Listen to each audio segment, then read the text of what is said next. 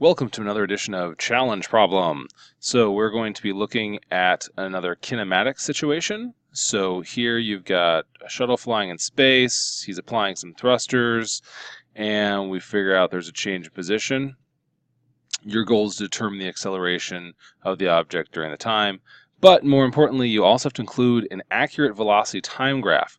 Now, I'll be honest, for this one, you may need to do a little extra math if you want to be super precise on your velocity time graph, if you want to double check yourself. That being said, give this problem a try and then pause the video and I'll come back with the answer. So, pausing video in 3, 2, 1. All right, at this point, I'm going to assume that you want the answer. So here it is. That's all my work to determine the acceleration.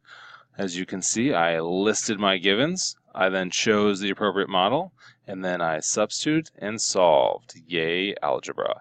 If you're wondering what the graph should look like, it should look like this. We have a positive acceleration, so we should have a positive slope. If you kind of do a little extra math, after about 7 seconds, the object actually turns around. So I hope that was the goal of this astronaut here. A few key things to keep in mind is that it says it's going to the left, so we should have a negative velocity. So as you can see right here, we have a negative value. And yeah, that's about it. But for the velocity time graph, we have a positive acceleration, so positive slope.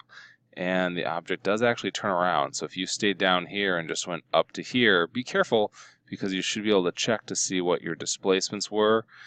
And after this initial velocity and this displacement here, you realize you do actually turn around after 7 seconds. So you could actually do a secondary equation to figure out when the velocity is 0, how much time passes, and then compare that to the 30 seconds. So, hope that worked out for you. I know it might have been a little tricky, but if you're good for this, then you're good to go. All right, see you next time.